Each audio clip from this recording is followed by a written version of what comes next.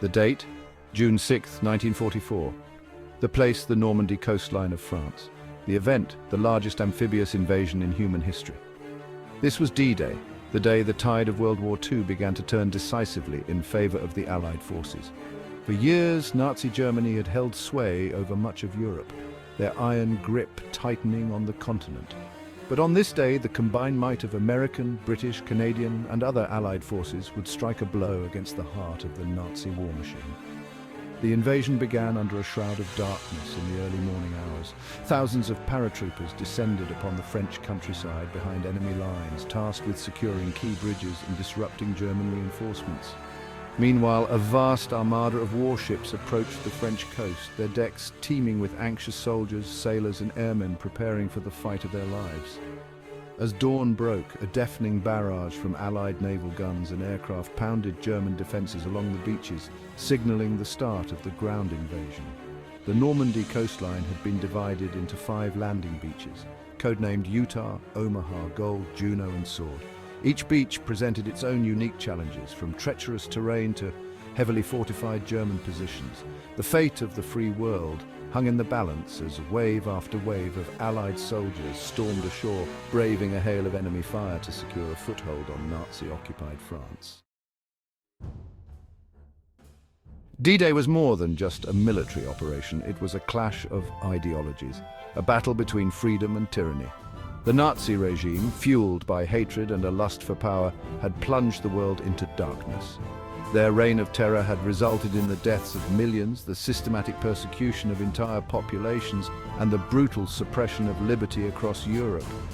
For the Allied nations, D-Day represented a chance to liberate Europe from Nazi oppression and restore freedom to the continent.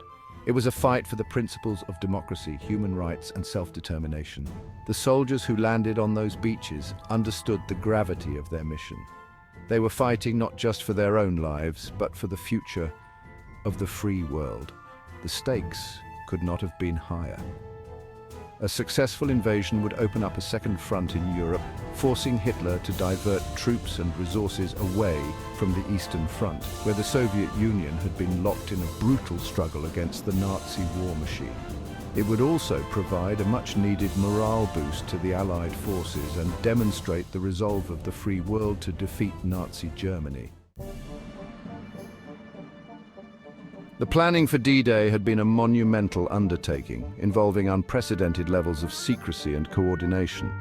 General Dwight D. Eisenhower, the Supreme Allied Commander, faced the daunting task of coordinating the movements of hundreds of thousands of troops, ships, and aircraft from different countries, each with their own languages, equipment, and military doctrines. The Allies had to overcome numerous challenges, including the unpredictable weather conditions of the English Channel, the formidable German defenses along the French coast, and the need to maintain absolute secrecy to achieve surprise.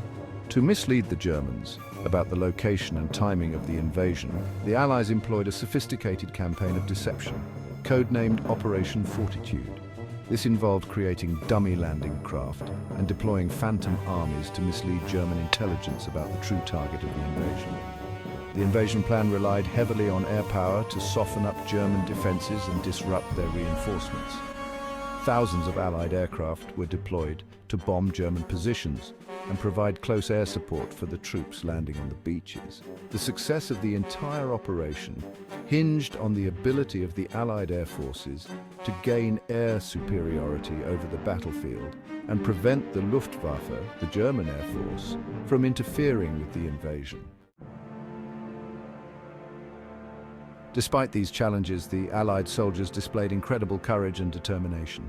Under intense enemy fire, they fought their way off the beaches inch by bloody inch, securing a foothold in France. Medics risked their lives to treat the wounded, while engineers worked tirelessly to clear obstacles and create pathways for tanks and other vehicles to land. The bravery and sacrifice of the soldiers on D-Day cannot be overstated. They faced overwhelming odds, yet they fought on, driven by a belief in the righteousness of their cause and a determination to liberate Europe from Nazi tyranny. Their sacrifices paved the way for the eventual Allied victory in Europe.